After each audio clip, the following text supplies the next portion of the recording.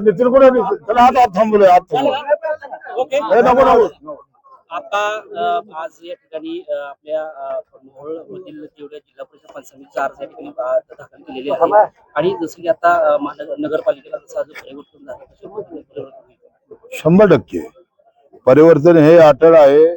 आम्ही विधानसभेची निवडणूक तुम्ही पाहिली मोहोळ तालुक्यानं अख्ख्या जिल्ह्याने मोहोळ मधून आम्ही जवळजवळ 31,000 मताधिक्याने मोहोळच्या मायबाप जनतेने मला निवडून दिलं. त्याच्यानंतर नगरपालिकेची निवडणूक लागली. नगरपालिकेच्या निवडणुकीत तुम्ही पाहिलं किती मोठ्या प्रमाणामध्ये लक्ष्मी दर्शन केलं करून सुद्धा पक्ष बदलून सुद्धा जवळजवळ 9 नगरसेवक आणि नगराध्यक्ष सहित नगरपालिकेवरती आमचा झेंडा आम्ही फडकवला. आता विधानसभेची निवडणूक जिंकली, नगरपालिकेची निवडणूक जिंकली, आता जिल्हा परिषद आणि पंचायत समितीची निवडणूक आहे. आणि मी तुम्हाला खात्रीने सांगतो आमच्या सर्व उमेदवारांचे फॉर्म भरलेले आहेत. पंचायत समितीचे 12 आमचे उमेदवार आणि जिल्हा परिषदेचे 6 उमेदवार. तर आमच्या या निवडणुकीमध्ये कितीही काही केलं, कसलाही तुम्ही लक्ष्मी दर्शन घडवलं तर मी तुम्हाला आज सांगतो राजन पाटलाचा टांगा पलटी केल्याशिवाय हा आमदार राजू खरे स्वस्थ बसणार नाही. बरोबर आहे, परंतु अशा पद्धतीनं बीजेपी मध्ये प्रवेश केलेला आहे आणि तशा पद्धतीने कंबरीत असलेली आणि ताकदी पुरवून लावलेली जी हार झालेली आहे ती परत भरून काढण्यासाठी तशी कंबर योगा तुम्हाला सांगतो मी 1990 ला वयाच्या 15व्या वर्षी शिवसेनेत प्रवेश केला आणि आज माझं वय 50 आहे. तब्बल 36 वर्ष झाले मी शिवसेनेमध्ये काम करतोय आणि 36 वर्ष मी भारतीय जनता पक्षाला ओळखतोय. 90 सालची कमळाबाई कशी होती आणि 2026 ची कमळाबाई कशी आहे हे जेवढं मला माहिती आहे तेवढं राजन पाटलाला माहिती नाही, लक्षात ठेवा. त्याच्यामुळे त्यांनी ऐका थोडं त्यांनी भारतीय जनता पक्षात प्रवेश केला, विधानसभा हरले, मोहोळची नगरपालिका हरली. मोहोळच्या नगरपालिकेच्या अगोदर ती भाजपमध्ये गेली, आम्ही मोहोळची नगरपालिका जिंकली. आता जिल्हा परिषद पंचायत समितीच्या निवडणुकीमध्ये प्रचंड असा निकाल हा मोहोळ मतदारसंघामध्ये आमच्या बाजूने लागल आणि राजन पाटलाचा टांगा पलटी केल्यानंतर ही शेवटची त्यांची निवडणूक ठरल. आणि मी आज तुम्हाला सांगतो की या निवडणुकीनंतर राजन पाटील भारतीय जनता पक्षाला सोडतील आणि अमेरिकेचे राष्ट्राध्यक्ष ट्रम्प यांना भेटून ते ट्रम्पच्या पक्षात जातील.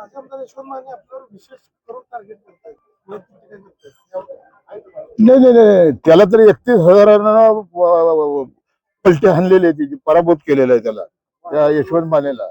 आणि ते इंदापूरचं पार्सल आता इंदापूरला पाठवलेलं आहे.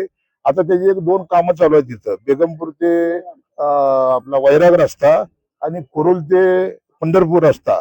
हे दोन्ही रस्ते अत्यंत निकृष्ट दर्जाचे आहेत. या रस्त्यामध्ये कोट्यवधी रुपयाचा भ्रष्टाचार झालेला आहे.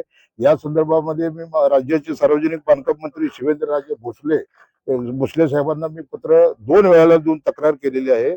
त्याच्यावर आता चौकशी चालू झालेली आहे.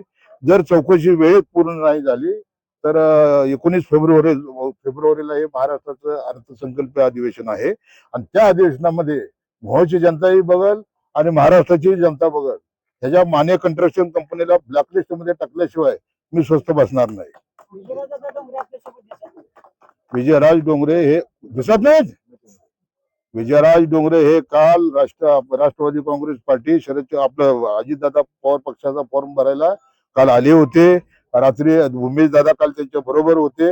रात्री ते 7 वाजता माझ्याकडे गोपाळपूरला फार्म हाऊसवर आले होते. तब्बल 2 तास माझी आणि त्यांची मीटिंग झालेली आहे. आणि एखादा फॉर्म भरल्यानंतर ते आपल्या गटामध्ये त्यांनी प्रचाराची यंत्रणा चालू केलेली आहे. विजयराज डोंगरे आमच्यावर नाही, असं कसं तुम्ही बोलता? तुमच्या मनानं बोलता तुम्ही. त्यांचा राष्ट्रवादीमध्ये प्रवेश झाला ना. आणि या निवडणुकीमध्ये तुमच्या माहितीसाठी सांगतो, दोन्ही राष्ट्रवादी ही आमची युती झालेली आहे. शिवसेना आमची शिंदे साहेबांची, त्या शिंदे साहेबांच्या शिवसेनेबरोबर आमची युती झालेली आहे. आम्ही काँग्रेसमधली बी एक पंचायत समितीची जागा दिलेली आहे. काँग्रेसही आमच्या बरोबर घेण्याचा प्रयत्न केलेला आहे. एक आता मशालीचा एक विषय आहे, तो आम्ही उमेश दादा रात्री बसून सोडून टाकू आणि कदाचित एक जागा त्यांनाही देऊन त्यांनाही आम्ही आमच्याबरोबर घेण्याचा प्रयत्न केलेला आहे. ही निवडणूक कसल्याही परिस्थितीमध्ये राजन पाटील भाजपमध्ये जरी गेले तरी आम्ही मोहोळच्या नगरपालिकेत त्यांना 4 मुंड्या चित केलेला आहे.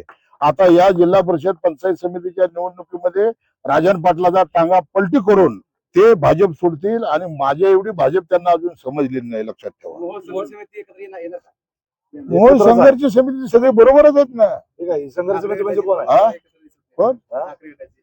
अनगर अप्पर तहसील कार्यालय आम्ही अनगरला गेलेले जे होतं ते पुन्हा मिळवलं आणि ते आता मोहोळमध्ये आपले तहसील कार्यालय चालू आहे. त्या तहसील कार्यालयाच्या संदर्भामध्ये ती एक संघर्ष समिती तयार झालेली होती. आंदोलन यशस्वी झालं, कार्यालय आम्ही पुन्हा आणलं, विधानसभा आम्ही जिंकली.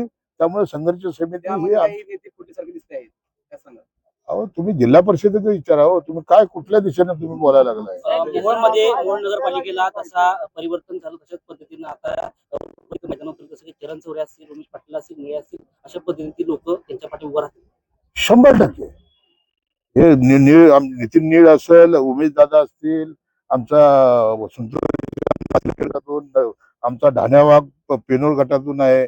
लक्षात ठेवा हे कार्यकर्ते म्हणून पहिल्यापासून काम करत आलेले आहेत आणि अनगरच्या जाचाला कंटाळून दादागिरी, दडपशाही, तानाशाही, झुंडशाही याला वैतागला हा मोहोळ तालुका वैतागला होता आणि माझ्या रूपाने त्यांना एक आश्वासक चेहरा मिळाला. मी विधानसभा लढायच्या अगोदर जवळजवळ 3-3.5 वर्ष समाजसेवक म्हणून काम करत होतो. तुम्ही माझं काम बघितलेलं होतं. लोकांनी विश्वास टाकला, आम्हाला निवडणुकीत विजयी केलं. नगरपालिकेच्या निवडणुकीमध्ये तुम्ही बघितलं, लोकांनी आमच्यावर विश्वास टाकला, लोकांनी आम्हाला निवडून दिलं. पण मी जिल्हा परिषदेच्या निवडणुकीत तुम्हाला आणि पंचायत समितीच्या निवडणुकीत तुम्हाला खात्रीने सांगतो की किती काय जरी हिनी केलं, नगरपालिकेत बी करून बघितलं, पण हिनी आता जिल्हा परिषद पंचायत समितीच्या निवडणुकीत त्यांनी काही जरी केलं तर मोहोळची मायबाप जनता हे आमच्या बरोबर राहणार. राजन पाटलाचा टांगा पलटी होणार आणि राजन पाटील भाजपला सोडून ते अमेरिकेचे राष्ट्राध्यक्ष ट्रम्पला भेटून ते ट्रम्पच्या पक्षात जातील. तर त्यांच्याकडे आता त्यांच्याकडे आता कुठलं काही राहिलेलं नाही. आपण जे आज फॉर्म भरा आपण प्रतिक्रिया काय असणार आहे आणि असं चर्चेत येत आहे की मेरे अंगणी में तुम्हारा क्या में असं चर्चा चालू आहे, त्यावर मी काय सांगावं? इंदापूरवरनं मोहोळमध्ये येऊन जे ग्रामपंचायतीला स्वतःच्या निवडून येऊ शकत नाही त्यांना अनगरकर पाटलांनी मोहोळमध्ये येऊन त्यावेळेला आमदारकीची